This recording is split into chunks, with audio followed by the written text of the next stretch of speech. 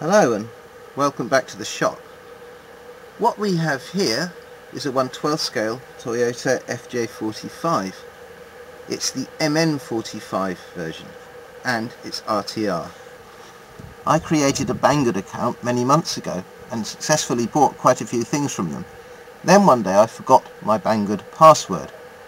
I clicked on the I've forgotten my password link, filled in the information they asked me for, and I got back a message saying your email address doesn't exist, despite the fact that I have numerous old emails to that address from Banggood. The upshot is I can't buy anything on Banggood, so I asked for this for Christmas, and my wife got me the RTR from Amazon. I have already driven this, and to be frank, the performance is absolutely pitiful. This 1/12 scale car comes with a tiny 130 size motor, very good progressive throttle, and bang bang steering. The stock 130 size motor has so little torque that it's defeated by the slightest pebble or tussock of moss, and there's little pleasure to be had from driving it in its current incarnation. I don't care about any of that because I'm in love with its beautiful body. So I've bought a bigger motor, some decent shocks, speed controller, radio receiver, transmitter, all the things that you would normally get. I've also got some WPL tyres because I don't like these big chunky ones. I want the little stock looking ones that you get on the WPLs. Incidentally, they're a great deal softer and grippier. Okay, let's get on with it. So my first challenge is going to be to get the body off this.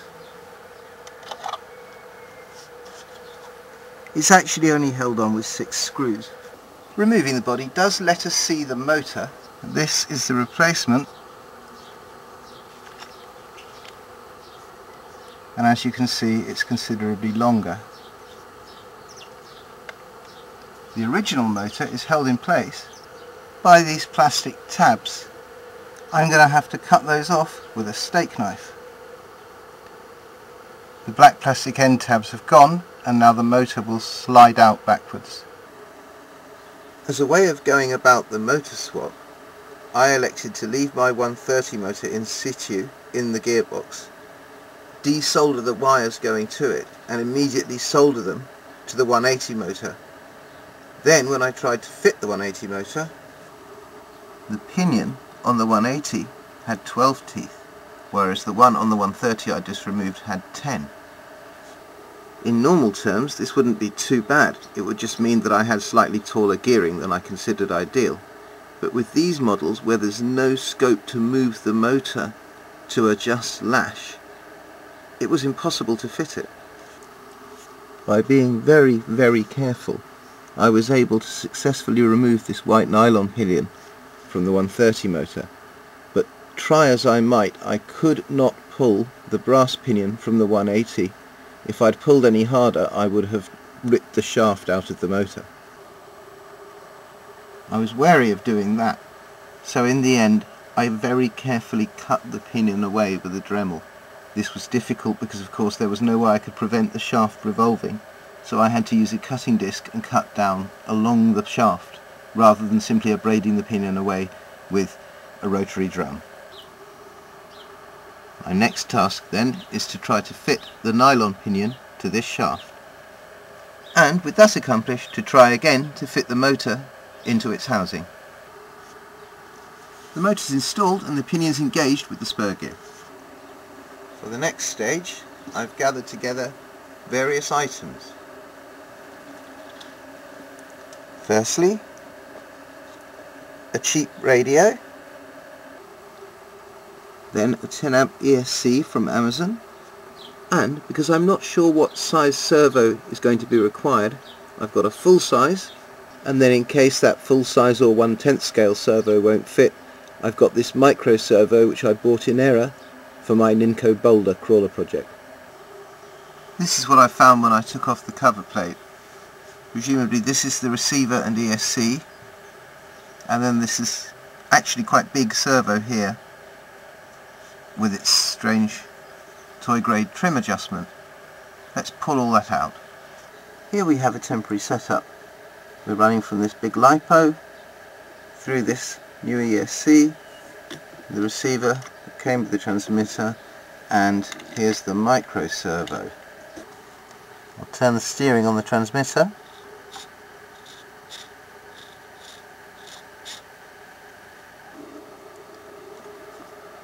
And the throttle works as well.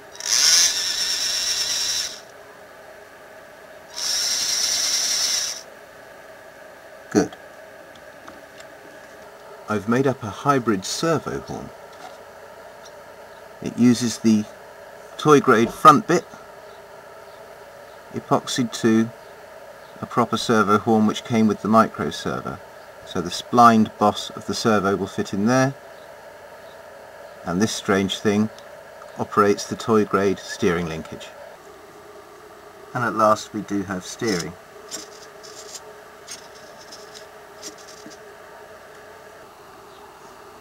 Before I fit the top cover to this area, I just wanted to show you that the steering servo had been held in with servo tape, and after I cycled it 30 or 40 times I could already see the servo starting to shift with every movement.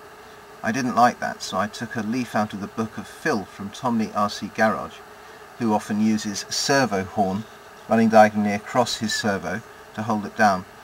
My reach was too long for a servo horn, but I cut a steel strip from the outer carcass of a dead microwave oven, painted it black, and I've taken advantage of that to hold the ESC in position as well. There's one component left whose position I haven't decided, and that's the battery. I pretty much know where everything else is going to be except perhaps the receiver. I don't think I can fit the receiver up front, or I could sit the receiver on top of this thing. The car rolls and drives.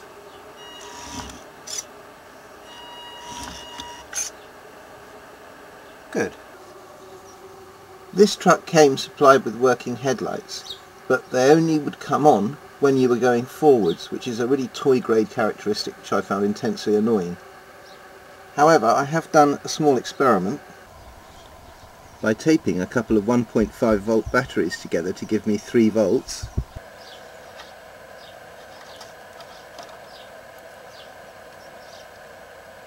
I've established that the LEDs are bright on 3 volts DC, so I could stick a couple of AAAs up under the bonnet with its own switch, or, as I have a 3-channel radio, if I chose, I could actually run the lights from the receiver on the 3rd channel.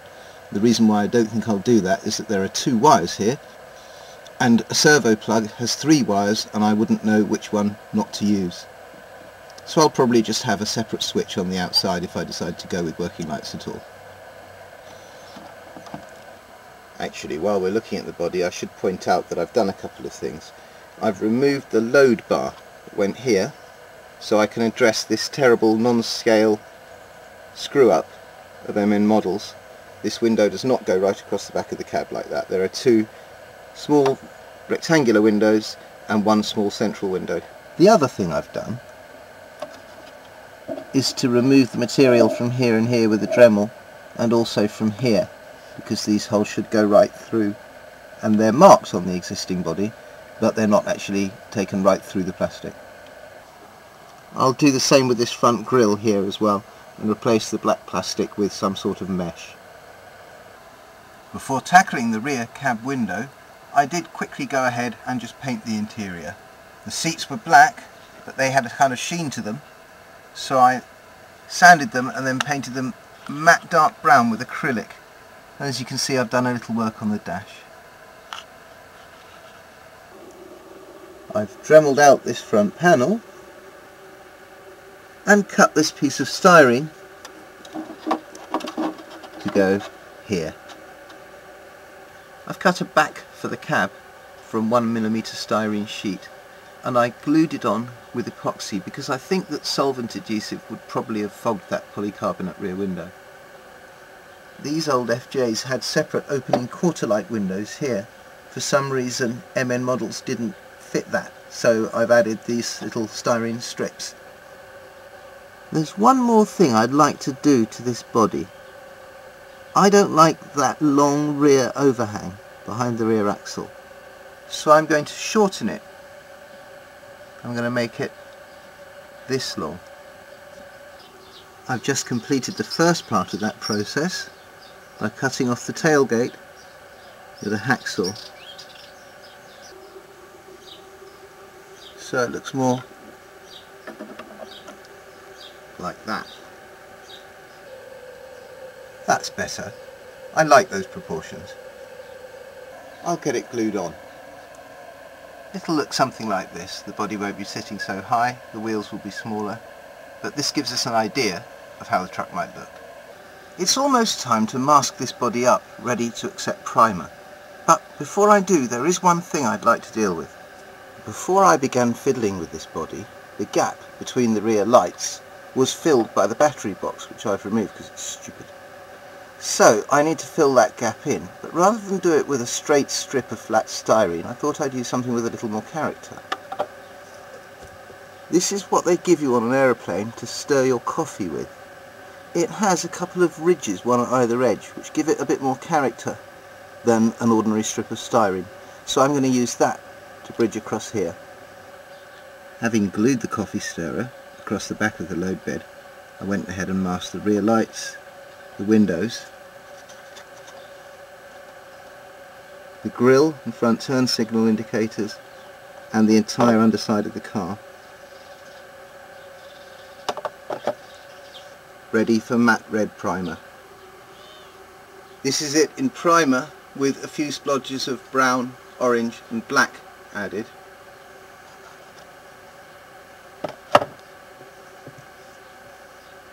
I'm going to finish the roof in white, but I'm not going to use the bright staring white that was on it when it came out of the box. Instead I've bought a colour called cream. And the main body colour will be a sort of very rusty beige. Last time I did this on my M35 rat rod, I experimented with very coarse-grained rock salt. This time, not that I was displeased with the outcome last time, but just for the sake of variety, I've gone back to ordinary table salt. While I was looking for the can of paint I bought to do this, I realised that I actually had two subtly different colours. One is called light marble and the other's called sienna. This is light marble, this is sienna. So I tried to blur the two together and make a pretty homogeneous and even mix of the two. We'll see how it comes out once I get a chance to wash the salt off. And this is what I got. It's pretty much what I was hoping for. There'll be further layers of weathering to go onto this, acrylic wash and perhaps some real rust paint.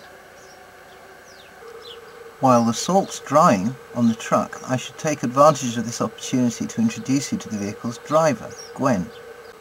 Gwen last appeared on this channel as the dyno operator in my Mark I Ford Escort video, but today she's to drive for us, something she's never been able to do before because RC scale interiors are often not full depth, which means having to cut the legs off, or part of the legs off, the action figure that you put in the vehicle, and I have a strange psychological inability to harm female action figures. However, recently I was watching an excellent military truck build on the channel Sator Rotas, and I saw that Pascal does a different thing when he doesn't want to hurt his action figures. He trims the interior. So that's what I've done to let Gwen drive this truck. With that done so that she can stick her feet out, she fits in very neatly to this 1/12 scale interior. Good. That's the driver sorted then. The good news is that the salt on the car has dried, so I can go ahead and spray the whole body.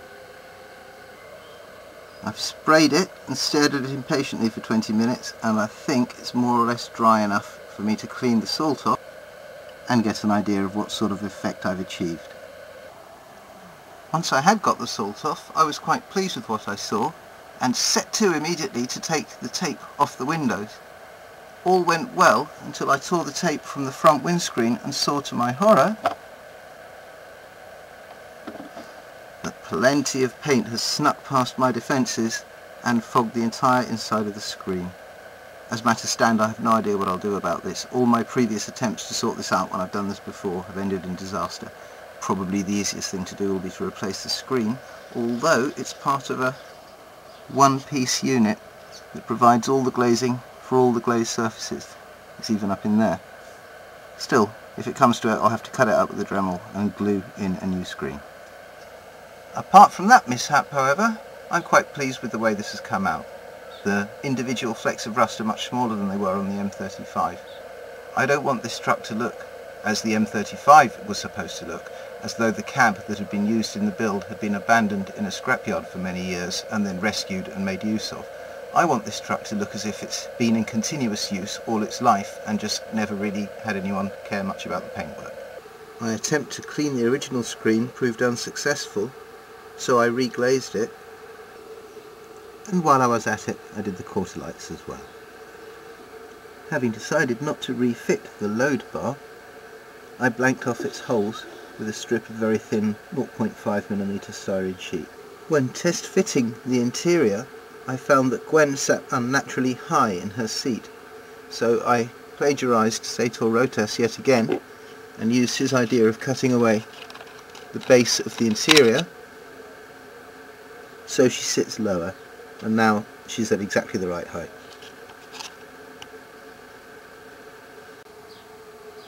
I made up a nice little simple circuit for the LEDs, consisting of a power supply, the LEDs themselves, and a switch which I planned to mount inside the body somewhere unobtrusive. However, it didn't work, and on closer investigation I found that the LEDs have blown. For some reason MN Models supplied this truck with both the front and rear turn signal indicators finished in red.